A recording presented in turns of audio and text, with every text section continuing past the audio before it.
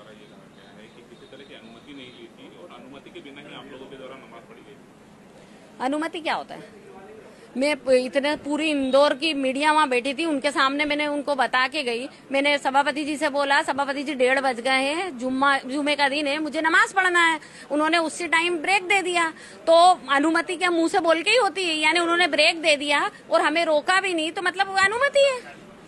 कैसी और कैसी अनुमति होती है? लेकिन उनका ये भी कहना है कि निगम में ही क्यों पड़ी गई, जबकि उसके आसपास भी कई ऐसे स्थान है जहाँ पर देखो, नमाज पढ़ सकते थे। हमारे वहाँ की जो औरतें हैं ना, मस्जिदों में नहीं जाती हैं, और हमारे घर इतनी दूर दूर थे। मैं खजराना, एक आजाद नगर, एक शाम नगर, तो कैसे जाते हम इतनी दूर दूर और नमाज पढ़ के आते? और वहाँ पे नमाज पढ़ ली अगर, तो क्या घिस गया उसके अंदर? क्या घिस गया? कि जमीन घिस गई कि क्या हो गया? क्योंकि वो नमाज के नीचे हम बम लेके बैठे थे कि नगर निगम उड़ाने वाले थे, कि महापौर जी को उड़ाने वाले थे, कि सभापति को उड़ाने वाले थे? क्या करने वाले थे हम? पढ़ ली तो पढ़ ली।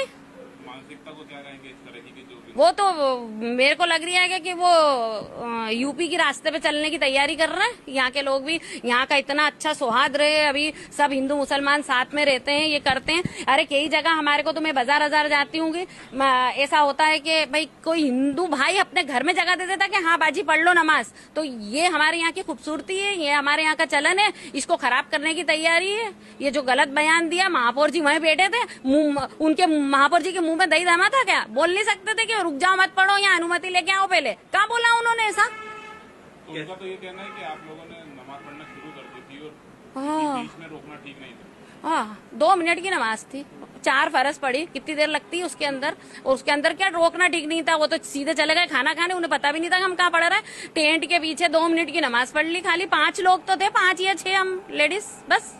तो उसमें मतलब गलत क्या हो गया यार? मैं मुद्दा बनाया जा रही है तो क्या ना कि ऐसा करो, वहाँ पे जाओ और रिवर्स नमाज पढ़वा लो, उल्टी वापस हो जाएगी नमाज के ना।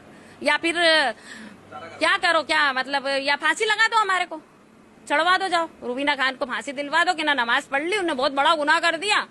यानी कितना बड़ा, मतलब कत्ल से भी बड़ा गुनाह कर दिया, नमाज पढ़ ली। अरे अपने धर्म की आजादी तो सबको है ना, नमाज ही तो पढ़ी, दुआ मांगी, तुम्हारे लिए भी दुआ मांगी, शहर के लिए भी दुआ मांगी कि भैया शहर जो हमारा जो बचे हुए काम है अच्छे हो जाए उसके अंदर। तो हजम नहीं हो रही दुआ असल में।